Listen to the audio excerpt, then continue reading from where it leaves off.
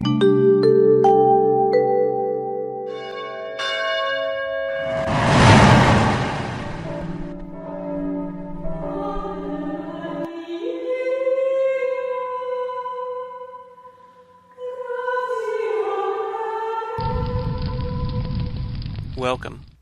I'm Sebastian Mahfood, and you're listening to WCAT Radio, the on-air wing of En Route Books and Media, bringing you the dulcet sounds of Catholic wisdom.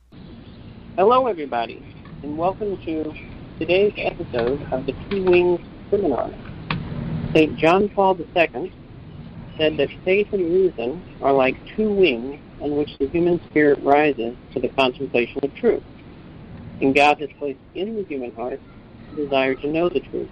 In a word, to know himself, so that by knowing and loving God, men and women may also come to the fullness of truth about themselves. Today we have with us a special guest, Pat Flynn, who will speak to us today on the topic of Does Morality Affirm the Existence of God? Pat is a writer, philosopher, and reconverted Catholic who focuses on presenting the Christian faith with reason and confidence through the use of apologetics and leading with example. Some of it, he says, his. Pat is the author of 4 books, mostly in fitness, and beyond WCAT Radio is the host of the podcast, The Pat Flynn Show, and the website, chroniclesofstrength.com. For WCAT Radio, he hosts the Sunday School program on Sunday afternoons, and he also hosts the I Thought You'd Like to Know show, which is an interview show that you may find on Monday evenings. So, Pat, thank you very much for coming on to our program today to share with us your wisdom. Well, I couldn't be more delighted to be here. Thank you for having me. And I suppose I would start with just a little bit more of my background so people know where I'm coming from. I have been engaging in apologetics work fairly aggressively since my reconversion to Christianity in general and Catholicism in particular. And back in again. Much of what led me back to faith, first off, what led me out of faith was actually the study of philosophy. I read a lot of the old atheists and existentialists when I was in my teens, and they sort of uprooted me from the spiritual and religious tradition. But it was my continued study of philosophy that brought me right back in again, particularly through the work of Thomas Aquinas, and then from there all the, just tremendous thinkers who have been in the Catholic tradition throughout the years. So what I would like to present today is an argument that, at first I never paid all that much attention to. But as I began getting more into apologetics, I found is a very punchy argument. It's a very effective argument because it's an argument that hits people right in the gut, right where they live. And as somebody who is engaged with the secular culture, people who are not religious and not Christian, and trying to provide good reasons for affirming the existence of God, I have found this to be just a tremendous argument. And I think there's a lot of really great arguments for the existence of God. If we're talking about the arguments from contingency or first cause, or Aquinas' arguments and contemporary versions of those, arguments from intelligibility, from Lonergan, and so on and so forth. Those are all great arguments, but they sometimes take a lot of wind-up. They're not always immediately accessible to people. But this argument, the moral argument, again, hits people right where they live, because if there's anything that we want to affirm as being true, it's that some things in this world are truly right, and other things in this world are truly wrong. And then we have to ask the question, okay, if that's the case, well, where does this truly right and truly wrong come from? Is there any ontological basis to this reality? And if so, what is that basis? If there is a moral law, does that imply that there is a moral lawgiver? So what I have found as just a matter of effectiveness is using this argument to meet people where they are. And most people would agree that some things in this world are right or good, and other things in this world are wrong or evil. And then to kind of press that a little bit, because everybody wants to affirm this sense of morality, objective morality. Even the vast majority of atheists want to affirm that objective moral values and duties exist. The problem is they just have no place to ground it, since they've gotten rid of the foundation, the necessary foundation in God. So that's why I like this argument. It's accessible, it's simple, it meets people where they are. You don't have to introduce them to too much technical mumbo-jumbo of potentiality and actuality and hierarchical series and all that stuff you might do if you're trying to present the argument from motion or change. So as an apologetic device, I've found this to be very effective, and that's part of the reason I wanted to share it. And it's a very easy argument to memorize. Many philosophers and apologists have used this argument, so it might be familiar to you. Chances are you may have heard it before. What I might be able to do is defend it or present it in such a way that is unique. This is one of the many forms that I present this argument in. Typically, it takes me 40 or so minutes to get through all this, so I'm going to be a little bit quicker today. So pardon the speed, but it will take some time at the end to either me and Dr. Mahfoud can discuss some things or clarify some things or ask some questions. So without any further ado, I just wanted to start by saying, as a mere tool for apologetics, as much as I love some of the other great arguments for God's existence, I have found this one really resonates with people, specifically people who might not be coming at it from a philosophical angle. So let's get right into it. The argument is, again, very, very simple. So the first premise in the argument is this. If God does not exist, objective moral values and duties do not exist. So that's premise one. If you're taking notes, you can put that down. Premise one, if God does not exist, objective moral values and duties do not exist. Premise two, objective moral values and duties do exist. And then the conclusion, therefore, that would follow inescapably is that God exists. So this argument is logically airtight. It's ironclad so far as the reasoning goes. So the only question is, okay, are these premises true, or at least more plausibly true than not? Because if so, then the conclusion would follow automatically. There's just no escape. Now, I will simply say that I think it's important when we get into arguments, and I mean arguments in the philosophical sense of giving reasons for a conclusion, that we don't need absolute certainty to give assent or to have warrant for believing in something. I think that's too high of a standard in philosophical debate and rational decision-making. So I always like, when I'm, quote-unquote, arguing with people, to set reasonable expectations.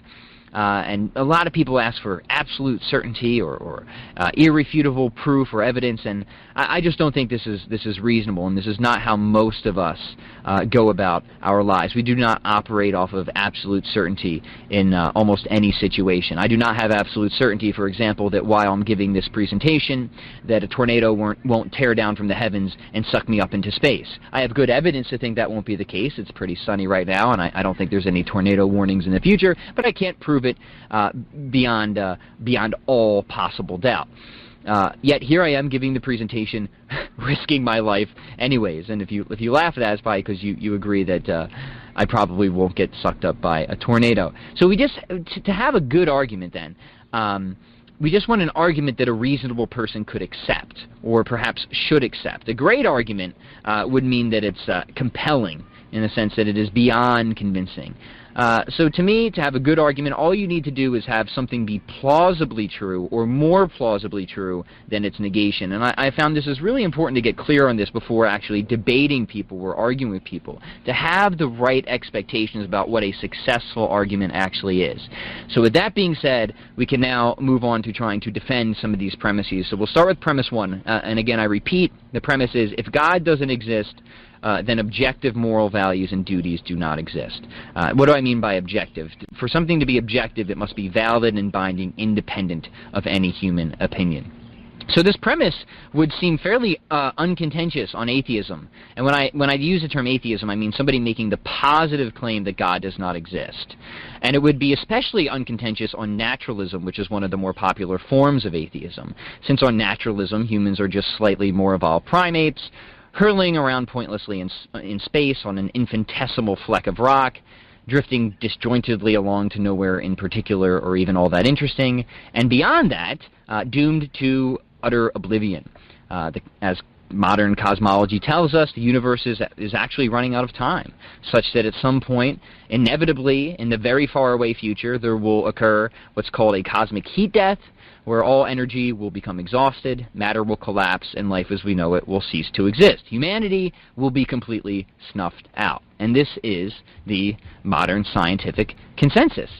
So whether or not you view this consensus or these facts as nihilistically horrifying or somewhat irrelevant perhaps depend largely upon your belief in God. Or maybe you've just never really thought about it, but it's something worth thinking about, because I can tell you in my days when I would have considered myself an atheist or agnostic, this was nihilistically horrifying, because you realize that if God does not exist, and that this is the end of all humanity, it would imply that all existence is patently absurd. It's objectively pointless, valueless, and purposeless. It's insignificant, objectively speaking. And many atheistic philosophers, including Nietzsche himself, arrived at this very conclusion, and with it ushered in the philosophy of nihilism. This is what led Nietzsche to say, in large part, that there are altogether no moral facts.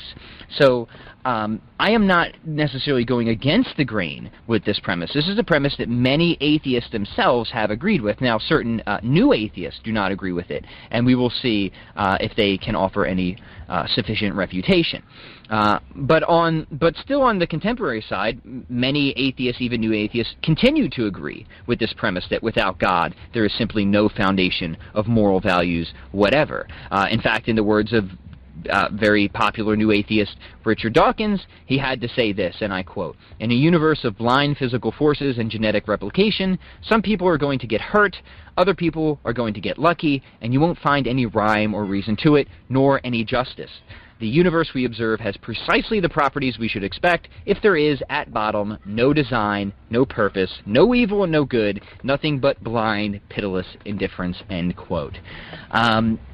I honestly don't think that that premise number one could be summed up any better than that. Of course, I agree. I disagree with Professor Dawkins on a number of fundamental points, but I think we can both agree that if God does not exist, if all there is blind, pitiless indifference, there is no way to affirm the existence of a truly right and truly wrong, which is why he says there is no good, no evil. So again, I think the initial premise is fairly uncontroversial, since many atheists would actively affirm it themselves, and from an atheistic naturalistic standpoint, what foundation could there be for moral values and duties that exist beyond mere human opinion and the socio-evolutionary influences?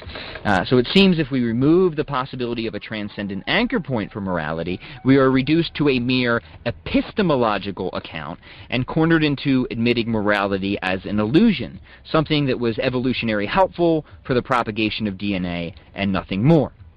Now, at this point, somebody might object and say, okay, well, even if God did exist, who's to say that God's an acceptable foundation for objective moral values? And so they may trot out the old Euthyphro dilemma, which some of you may be familiar with. And that dilemma goes like this. Are you saying that something is good because God wills it, or does God will something because it is good? And as soon as you begin to posit God as a foundation for objective morality, chances are in most conversations you will run into this objection. And it seems at first like the Euthyphro dilemma could present a problem. Because the first instance seems arbitrary, that something is good only because God wills it. And we would very much like to think that some things are necessarily wrong or evil, like torturing babies or something terrible like that, and not just because God has willed that wrong or evil. On the other hand, if God wills what is already good, then that would put something above God, which just seems ontologically incoherent. Because if we're to say that God is the highest conceivable being, how could there be anything higher than God? It just doesn't make sense. But we can actually easily overcome the Euthyphro dilemma by seeing it for what it is, a false dilemma. The Euthyphro dilemma presents us with two choices, either A or B, but that's not a dilemma. A logical dilemma is A or not A. For example, God exists or God doesn't exist. There's no third alternative. So the answer to the Euthyphro dilemma is to just go right between the horns and posit a third option. And as it happens, there is one. God wills something because it's in accordance with his essentially morally perfect nature. Since if God is anything, God is the greatest conceivable being. And a being that is under the moral law is not as great as a being that is the very standard of the moral law himself. In other words, God wills something because he is good. So to the theist, moral values are grounded in God's essential and necessary nature, his being all good, all just, and so on, and moral duties and obligations in God's will. And of course, the obligation would fall out from God's authority, since a moral law would not make any sense if there were not some type of moral lawgiver, an authority unto which our obligations are due. The very notion of duty and obligation is simply incoherent without some type of authority. If you're driving down the street and somebody behind you yells at you and says you better pull over, and that person isn't a police officer, if they're not an authority, you can just keep on driving. You have no obligation. If that person is a police officer or some type of public safety professional, then they are an authority. You do have an obligation. So if you get rid of a moral lawgiver, if you get rid of a moral authority, then the notion of obligations and duties under that moral law simply dissolves. So that takes care of the Euthyphro dilemma. But again, I don't think premise one is all that contentious. Some of the most popular atheistic and the greatest atheistic philosophers have said this is exactly what we should expect if God does not exist, that morality is merely an illusion, if not a delusion. But say for the sake of argument that the atheists might suggest, as some new atheists do, including Sam Harris, placing objective moral values in something like human flourishing. That is, whatever contributes to the happiness or well-being of humans is good, whatever takes away from it is bad. But this, as you should learn in any introduction to ethics course, is a mere confusion between prudential values and moral values. Because even if we could figure out everything which contributed to human flourishing, that wouldn't tell us why we should value such things as being morally good, or even if we're under any obligation to do so. What if I prefer not to flourish? Am I doing something morally wrong? Is not brushing my teeth, for an example, an evil act? I think we would all agree that I probably should brush my teeth, especially if you were sitting next to me right now. But am I acting immorally if I choose not to? So again, a prudential value is not a moral value. This is simply a category mistake. But we can take the critique one step further, and we can ask, well, what about psychopaths who flourish on murder, or the pedophile who flourishes on rape and child molestation? Are they not just acting within the humanist framework? Are they not just promoting their well-being? But it seems that if whatever contributes to human flourishing could ever go against what we consider a moral action, either in this actual world or any possible world, these things are simply not the same. They're not identical. Prudential values do not equal moral values. If prudential values do not equal moral values in any instance, then it follows inescapably that prudential values do not equal moral values at all. So whatever contributes to human happiness and flourishing does not necessarily equate to what is morally good. So as much as we might want to agree that human flourishing is good, all else equal, the philosophy of atheistic humanism cannot tell us why these things are good. So the whole project still lacks the necessary ontological foundations to support objective moral values and duties. Beyond that, to just further offer one more critique on humanism, it would seem almost completely arbitrary on atheism to stop at whatever contributes to human flourishing, because that would just be speciesism, or a sort of unjustified bias towards one's own kind. Why not, we could ask, value what contributes to the flourishing of fruit bats or European cantaloupe? Again, I don't think humanism offers any good justifiable foundation for objective moral values, duties, or obligations, at least not without some ultimate connection to God to support it. So, that's what we have so far in support of premise one. Now, let us move on to the second premise. So, if you remember, premise one, if objective moral values and duties, if God does not exist, then objective moral values and duties do not exist. But premise 2 is objective moral values and duties do exist. So now the question is, okay, well, what basis do we have for affirming this, aside from the fact that almost just everybody seems to have an experience of it? But it seems that we could very well start from what is known by experience, or what might be called a properly basic belief, which is what this sense of objective morality would fall under. Now, a properly basic belief is just any belief that is so utterly obvious to our experience that we are justified in holding to that belief unless and until someone can provide an overriding defeater of it. That is, to demonstrate that our moral sense is utterly unreliable, not just fallible or defeasible or open to refinement or improvement. They would have to show that it is completely unreliable. Another example of a properly basic belief would be the existence of the external world, or that we as humans have a head. Now, we can't prove the external world exists, since we need to assume its existence before we can run empirical examinations of it. But does anyone honestly think that we should start from the unreasonably skeptical assumption that all reality is an illusion or an hallucination, that we're hooked into the Matrix, or that we're butterflies in an alternate universe on an acid trip? These might all be very interesting and fun philosophical ideas, but certainly they shouldn't hold equal weight as a rational starting point. Otherwise, we might as well just abandon all philosophical discussion to begin with. No, our starting point should be what's most obvious and immediate to our experience, and in this sense, there's no more reason to deny our moral experience, that some things are truly right and other things are truly wrong, than any other sense experience, at least not right off the bat, since many would even argue that our moral experience is just another sense experience, a sort of sixth sense or seventh sense, if you will. Furthermore, assuming that our faculties are aimed at truth, there should be no reason to doubt that these properly basic beliefs, again, unless and until somebody gives some exceptionally good reason to deny them. And they would have to be exceptionally good reasons, wouldn't they?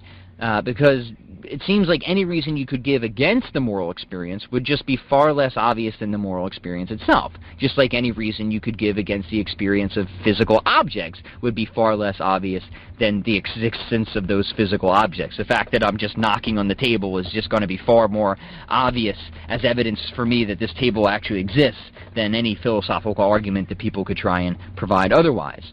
And what's kind of ironic is that any argument you can make against the existence of objective moral values, that there is a truly right and truly wrong, a parallel argument could be run against the existence of the external world, or that humans, despite all experience and intuition otherwise, don't have a head. As for that last part, if anybody really wants to start from the position that humans don't have a head, I think it was G.K. Chesterton who said, we shouldn't expect that person to find help from a philosopher at this point. What that person needs is a psychiatrist. And I think something similar might be said of those who deny there to be any moral difference between raping, murdering, and torturing a young and innocent child, or not, and choosing between chocolate and vanilla ice cream, which would be the position of an atheistic moral relativist. We'll get into that. We'll critique relativism before we're through today. So we're working off this idea of a properly basic belief, right? That something is just overwhelmingly obvious to our experience, and we're certainly justified in holding to that experience unless and until somebody can give us a good reason of why that shouldn't be the case. Now, to affirm your sense of objective moral values, you only need to ask yourself if there is even one instance which you believe is truly wrong, regardless of what anybody thinks about it, since that's simply what the word objective means. It's something that exists even when you stop thinking about it. Something, in other words, that's valid and binding, independent of human opinion.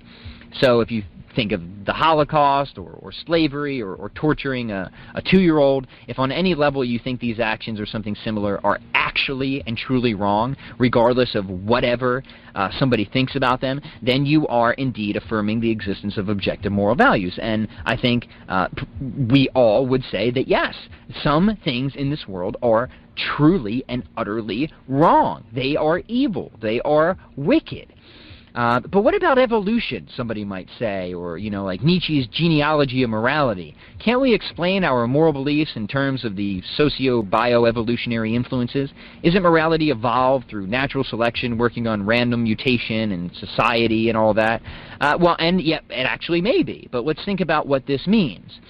Well, on the first part, just to offer a quick aside, there is simply no full account of morality on evolution to begin with. As biologist Jeffrey Schloss concludes in his contemporary survey of evolutionary theories for morality, and I quote, "Not only do we currently lack a fully adequate evolutionary account of morality, but the manifold accounts we do have are also disparate and often represented by prominent exegetes as having resolved issues that are still in dispute. In other words, the jury is still out. So don't let anybody fool you. We simply lack any sufficient socio-biological evolutionary explanation of morality, and that would include any epistemological account, including Nietzsche's." Just a side note about Nietzsche and anybody who's read his Genealogy of Morality.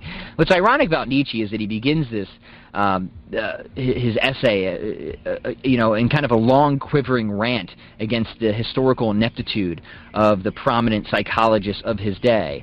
Yet he himself commits no shortage of historical missteps. For example, Nietzsche proclaimed that Jesus was a legend, a clumsy fable, as he put it. Now, regardless of what historians believe personally about the religious doctrines of Christianity, they almost universally affirm that Jesus existed, that he wasn't a legend. He was an actual historical figure.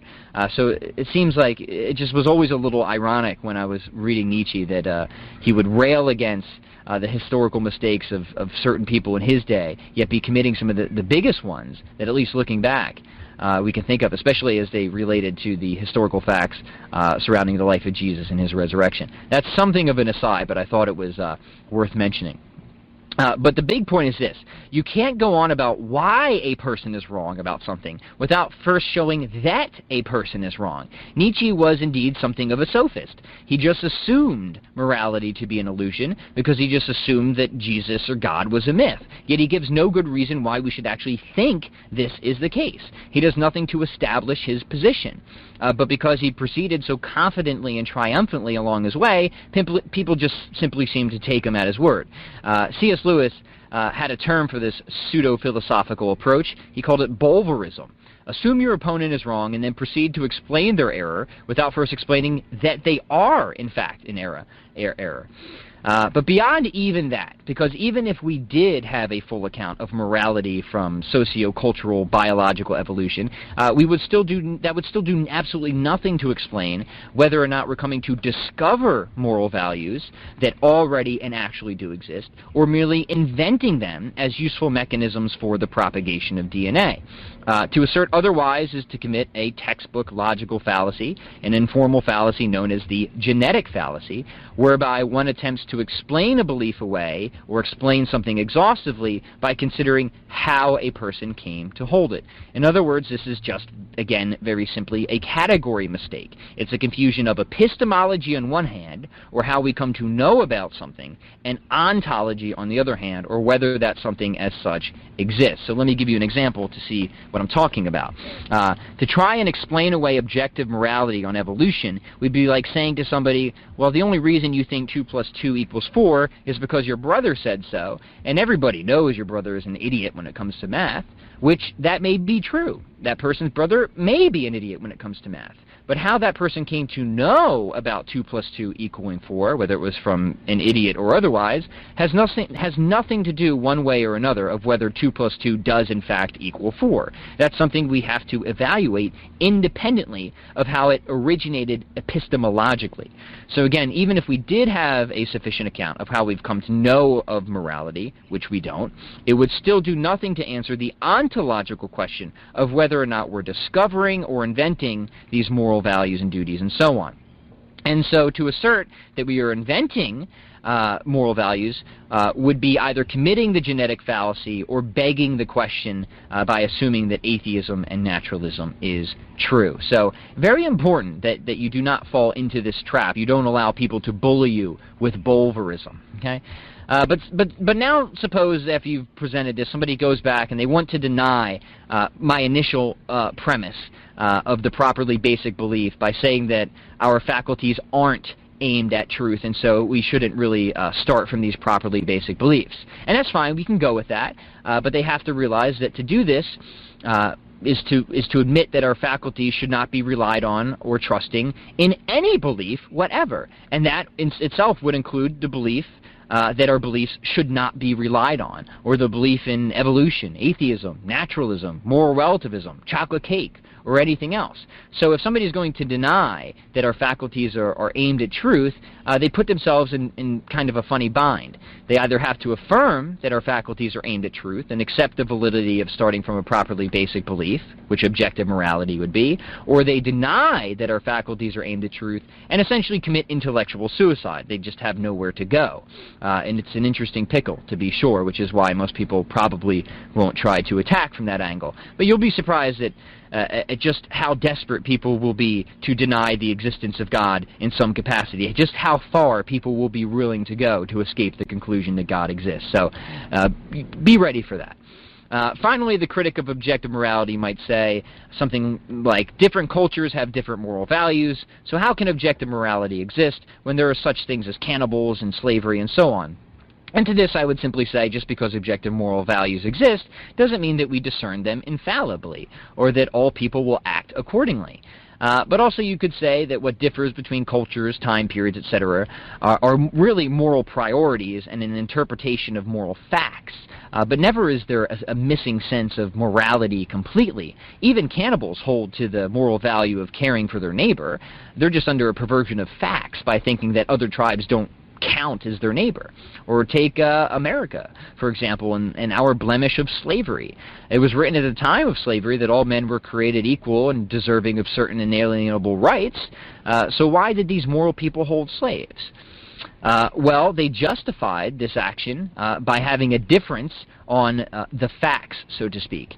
Slaves were considered to be less than or something different than complete persons. And just as pro-choice advocates sometimes don't think the fetus is a person, but the pro-life person obviously does, the debate is not over a lack of moral values existing, but rather what are the facts of the matter. So a difference of interpretation of moral priorities and facts does nothing at all to show that objective moral values and duties do not exist. At most, it shows that our moral sense is fallible and in need of refinement, which is no surprise. This is why we engage in things like ethics. So if anything, this would be something of an argument against Kant and how he wanted to ground morality and rationality, rather than simply saying that morality is just a rational enterprise. Either way, the fallibility of the moral sense is no more an argument against objective morality than blindness is against the existence of the things that we see. This is why we can talk of such things as having made moral progress. But to make moral progress, you need something to make progress against. You need an objective standard. And how can there be an objective standard if all morals are relative or an illusion? And this would bring me to my final defense of premise 2, which is not necessary for the success of the argument, but I think is a worthwhile exercise.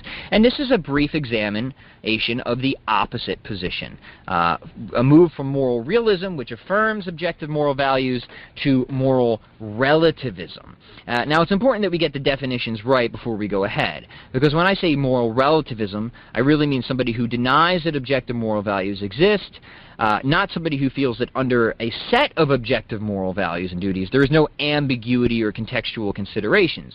You can, in fact, be a moral realist, believe in objective moral values, and still believe what is truly right and wrong depends very much upon the situation at hand, as opposed to being a moral absolutist. That is saying something is always right or always wrong regardless of the circumstance. I am not defending moral absolutism. I want to be clear about that. But I am defending the existence of objective moral values and the existence of some truly right and truly wrong dimension of reality, even if that varies from situation to situation, context to context. So my contention is simply against the idea that all morals are illusory, if not delusory, and ultimately boil down to a level on par with personal preferences, tastes, distastes, likes, dislikes, biases, and so on. And so, to the moral relativist, one set of moral values is no more valid than another, since there is no objective standard to measure those values against, nor any reason to adopt a particular moral viewpoint. This has led, of course, to developments in postmodernism, and particularly a strong form of moral relativism, which makes, ironically enough, the moral claim that because all morals are subjective, a person's behavior and moral value should never be instructed, praised, criticized, blamed, condemned, or etc. If you think this is a silly position to hold, just wait. It gets even better. So I'd like to run through just 7 quick objections, if not what I believe are entirely insurmountable difficulties to this strong form of moral relativism, which seems to have it's like a vampire philosophy. No matter how many times people refute it or critique it and think that it's gone and dead, it just keeps coming back. And I experienced this personally in an ethics class. Actually, this very month, the professor was a strong moral relativist. So if you think this position is too silly to actually be adhered to, you might be surprised, like I was. So first critique of moral relativism is that if you're a moral relativist, we can really have no talk about moral progress, right? There's just no such thing, because in relativism, the most we can have is moral change, but change does not confer progress. So again, on relativism, America would technically be no better today than when America practiced slavery or witch hunts. Germany is no better today than when it forced mothers to decide which of her children she'd like to see exterminated. Second point, on relativism, we can have no talk of becoming better persons ourselves. It just makes no sense to say you've straightened out your act because you stopped lying or cheating or hurting people. You've only changed your act, but you haven't straightened it out because it can't be any better or worse. Everything is relative, remember. It's just different. Third, on relativism, we can have no meaningful talks about morality at all. This entire presentation, if relativism were true, would just be one, hopefully not too boring but pointless exercise, and thus would become the entire study of ethics altogether. Because without any possibility of moral progress, without something to improve and reasons to improve it, there's just nothing to talk about when it comes to morality. What point is there in trying to discern right from wrong if right from wrong doesn't exist? Fourth, on relativism, there's no place for moral praise or blame, condemnation, criticism, instruction, or anything like that, which is part of the reason many people have adopted this very strong form of moral relativism. So there's no sense in saying that when somebody sacrificed his or herself to save an innocent child from getting hit by a van, that person did a good thing. And there's no sense in saying that when somebody pushed an innocent child in front of a van, that person did a bad thing. They just have a different set of values is all. Such notions of praise and blame are incoherent on relativism. Now, if you don't agree with this, then you're probably a moral realist. Fifth, society would cease to function on moral relativism since all epistemic duties would eventually erode, if not immediately collapse.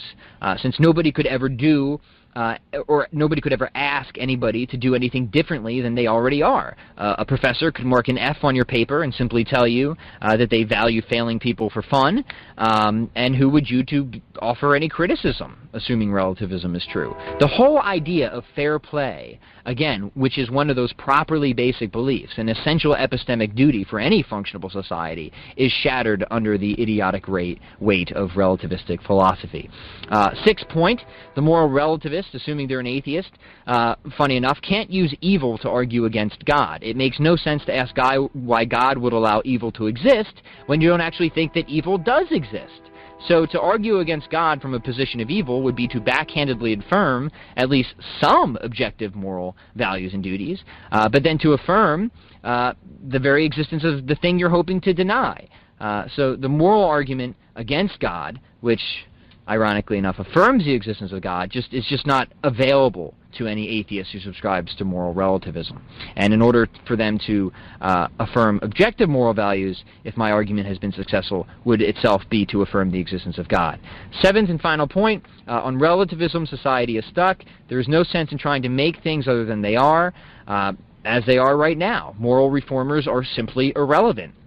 So forget about any causes you think are worth fighting for, whether it's tolerance or equality or feminism or diversity or what have you, because the minute you say any of these things are quote-unquote worth fighting for, you are affirming an objective sense of morality, and you just can't do that as a relativist. Or you could, it just wouldn't make any sense.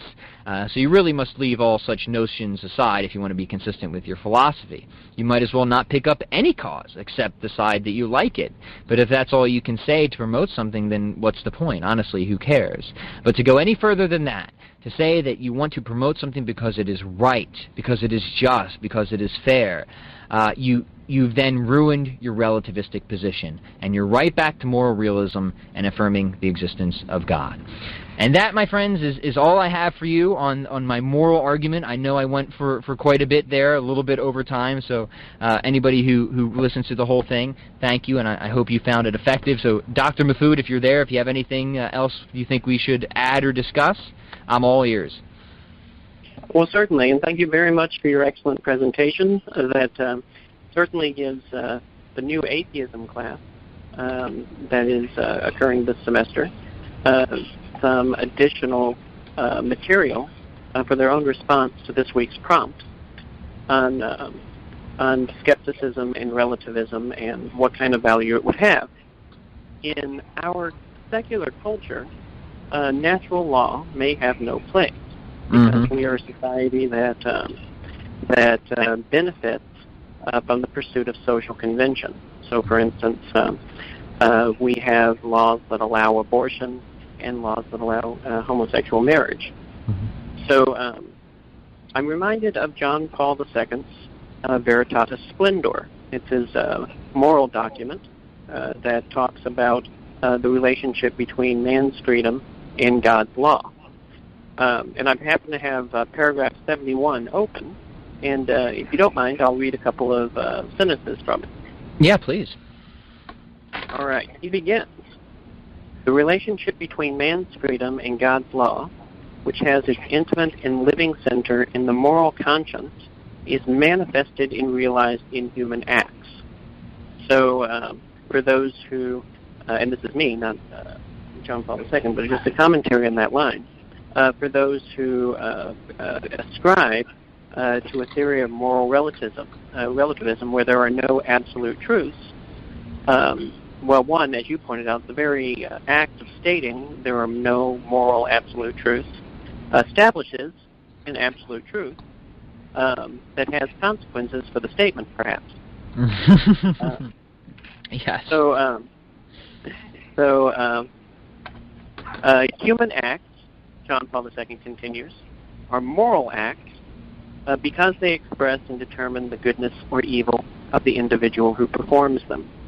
They do not produce a change merely in the state of affairs outside of man, but to the extent that they are deliberate choices, they give moral definition to the very person who performs them, determining his profound spiritual traits.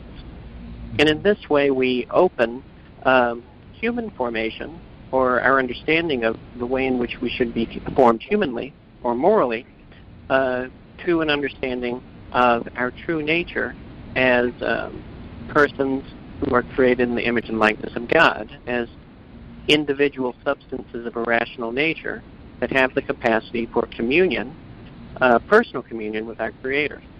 What can you say about morality and the relationship it has with spirituality?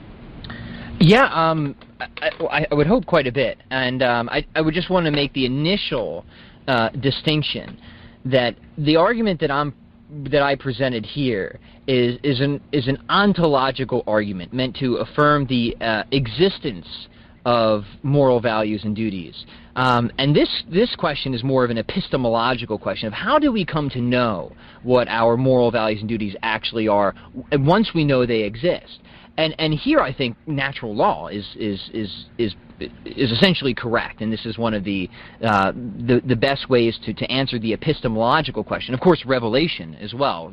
Natural law, revelation, virtue ethics, these would be the three that I think give us the best answers to the epistemological question, which is something we should definitely investigate after we've answered the ontological question. And of course, even just moral reflection, reflection of conscience can do a lot as well. So I think there's a lot of ways that you can get at the epistemological thing. But the part, Dr. Mahfood, that I think was really important there is that when we look at natural law, I think the important way to see it, and this was something that I didn't quite get until I really came into the Catholic faith, is that it's not just about, rules, right? Or like this is good and this is bad just because it's arbitrary. The way to see natural law is really a blueprint for human flourishing. Hey, if you want to run this machine, wouldn't be the right word. We're composite entities, right? But if you want to run the human organism well, here's the instruction manual to make the most of it, to achieve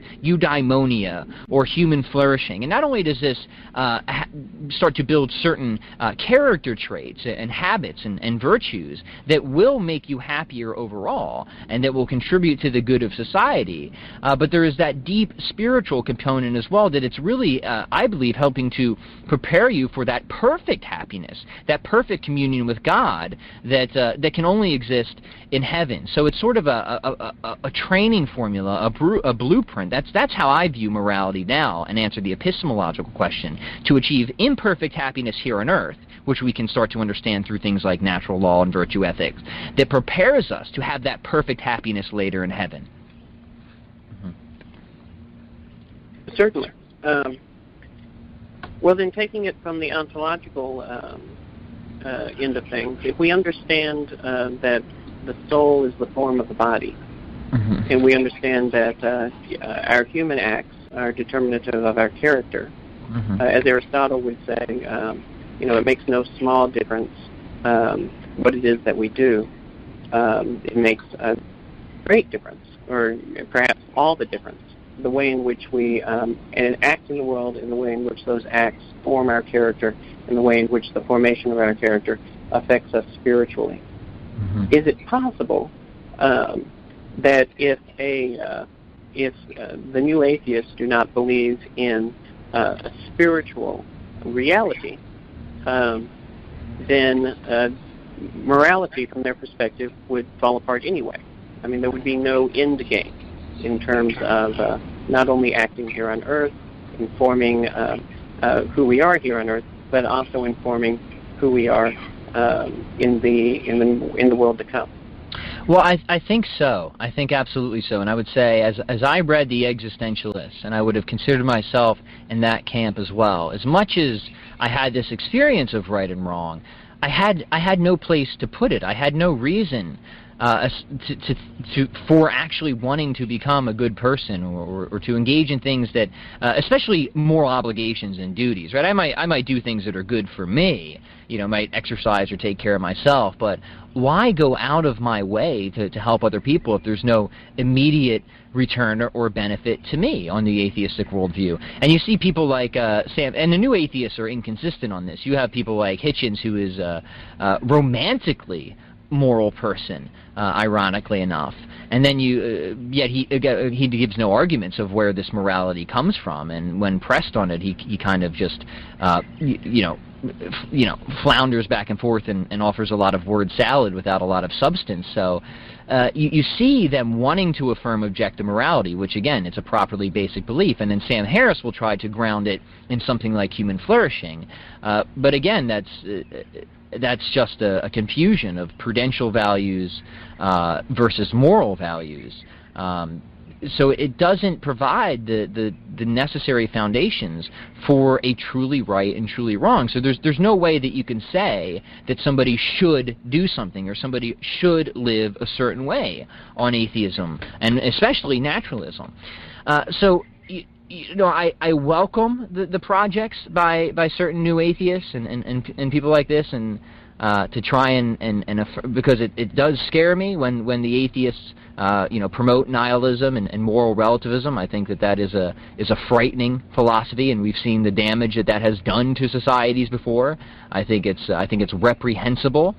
So I do welcome when certain atheists say no, objective moral values and duties do exist. I just think that their projects to substantiate those objective moral values and duties on atheism are just entirely futile. They can't give any foundation for them, and if they do try and base it in something like, say, human flourishing, it certainly doesn't provide any obligation or duty to follow those, because there's no authority from which those obligations or duties are given. In a world in which the church is a countercultural phenomenon, in a society that's very secularly based and that promotes social convention over natural law, What are things that we can do that you've discerned that will help us better engage in our faith, better understand the reality of who we are as human persons in response to basically Babylon? That is really what it is, isn't it? It's well, I'm actually somewhat optimistic. I think that we're starting to see a certain resurgence of the importance of religion as a stabilizing force in society and culture, even if people don't quite understand how that stabilizing force works or the reasons behind it. I think we are starting to see a resurgence of just how important religion is. So I'm remaining cautiously optimistic.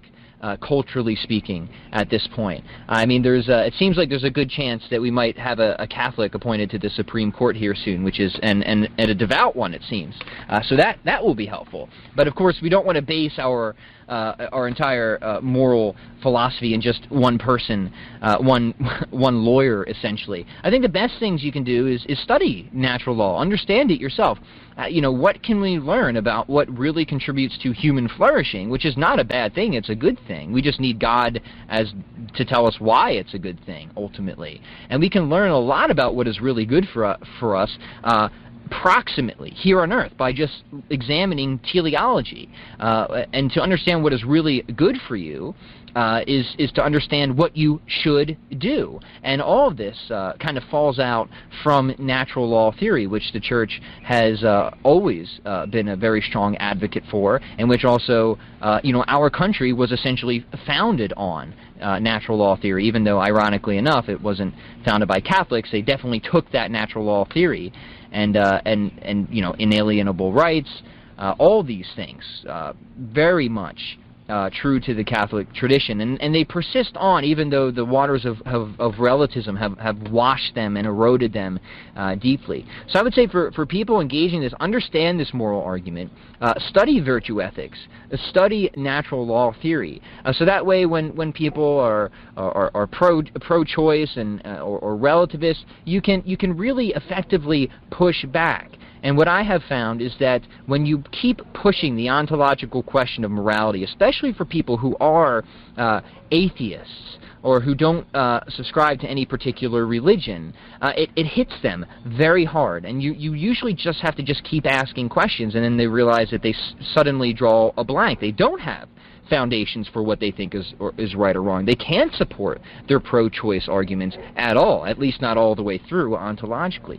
So I think there's work to be done. I think people need to get back to studying the great natural law tradition, which unfortunately is not taught very much outside of the Church.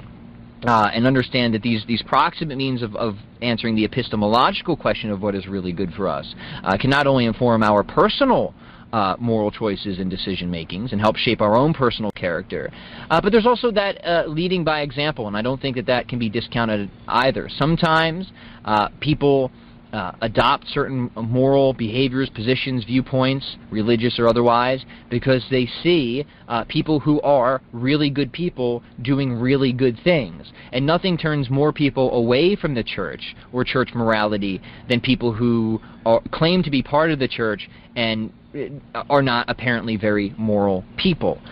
So I think I wouldn't want to discount that, the importance of doing your absolute best. I know the joke at the beginning is I try to lead, for example, some of it my own. I'm working really hard at this because I know just how important, like I can give all the arguments for morality that I want, but if I walk around a total hypocrite, nobody is going to want to join the Church. Nobody's going to want to study natural law because they're just going to say, well, what's the point in that if you're going to, behave in such a reckless and immature manner. So I would just add that small but significant point of also leading by example. It's an absolutely good way to lead, especially if we are in a world that is looking for example. So, for instance, in the early Christians, the pagans would look at them and say, hey, well, just look at how they love each other. And that was a great conversion tool. Now, in terms of resourcing, I know that Gregory LaPointe out in Denver has something called the Natural Law Center, which people can find on Google. I know that En route Books and Media recently published Matt D'Antuano's A Fool's Errand, which is a great book for high school students. But I also know that you yourself have two WCAT radio shows a week. One is called Sunday School, and the other is called I Thought You'd Like to Know. Would you like to talk about, for a moment, to plug your involvement in those two shows? Where people I would love to. The I Thought You'd Like to Know show, as you said, is typically an interview show. Sometimes I do solo episodes to talk on subjects very much like this. I do believe we did an episode on relativism fairly recently, so if somebody wants to go back through the archives, you can find a further critique of moral relativism on there. A great show, the I Thought You'd Like to Know has a lot of, we explore a lot of different interesting topics with many different interesting people. We've got a lot of great guests lined up coming on there, all from a Catholic perspective, but focusing a lot on the practical side, how to look at contemporary issues through the Catholic lens. Always trying to solve problems too. It's good to have the theory understood, but what does the application look like? So that's what I try to do with that show. Sunday School is sort of my attempt at evangelizing the culture. As you mentioned at the beginning, my business is mostly in the secular space. I run a blog that is focused mostly around self-improvement, a lot on fitness. So most of my audience are not coming to me because they know that I'm Christian or Catholic. They're coming to me because they want to get stronger, they want to look leaner, they want to just start a business or things like that. So Sunday School gives me an opportunity once a week to really introduce people of various religious backgrounds or non-religious to Christianity in general and Catholicism in particular. So that is my attempt at evangelizing to people of just, they could be coming from any angle, which is an interesting, but to me it's an engaging problem. I like that. How do we make this accessible? Whether somebody's coming in from kind of the spiritual but not religious viewpoint, or maybe somebody is a devout evangelical, or maybe somebody is a hardcore atheist. How do I open it up to all of them? How do I get the dialogue going? And that's my project with Sunday School. And again, I try to lead forward with a lot of goodness, application, practicality, beauty. When you talk about things like virtue ethics, natural law, human flourishing, these get everybody's attention. And it's a way to that is a way, if you can get them hooked on all that stuff, and then draw that back to the Catholic faith, I found that is a very effective evangelization project. So that's what Sunday School is about. That's syndicated on WCAT Radio, so people can listen to it there. I do a lot of interesting interviews on that as well. But it's a joy. I love doing both of those, so if anybody is interested and they found this discussion to be worthwhile, I certainly have lots of back content and future content coming. That is great. And to plug a couple of more resources that people might use, again, by En Route Books and Media, Gerard Verschuren has written a book called Faith and Reason, The Cradle of Truth, which provides some excellent arguments. In addition, he has also written two other books. One is called The First Christians, where he examines how these ideas were worked out from the beginning of our faith. And then another is called The Eclipse of God, Is Religion on the Way Out? Of course, you can go... Our listeners can go to the academic book section of onrootebooksandmedia.com at any time and just get lots of good titles like those. But I've got a question for you, as long as we're talking about resourcing our listeners.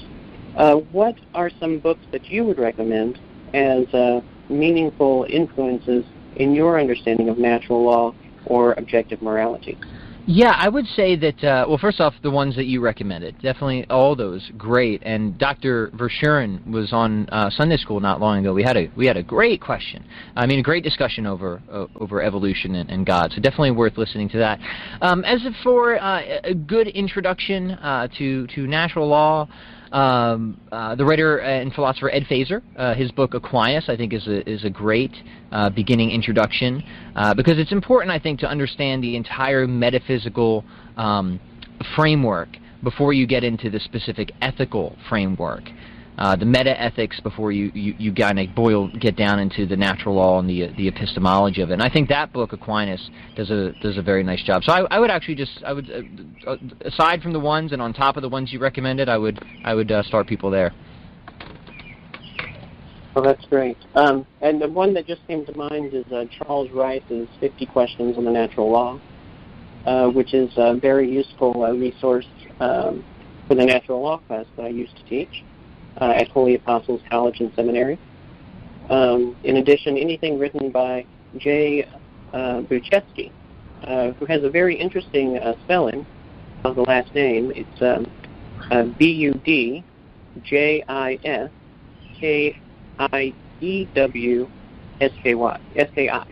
Buchetsky is how it's pronounced. So with that, if you have any final thoughts in the 20 or so seconds we have left. Well, no, I would just want to thank you again for having me on. This is again, I just want to keep re-emphasize, this is an argument that hits people right in the gut. So if you're somebody who's into apologetics, you like getting out there and getting into it and giving arguments and reasons for not only the existence of God, but for the Catholic faith in particular, it's not a difficult argument to memorize. It's a fairly easy argument to defend.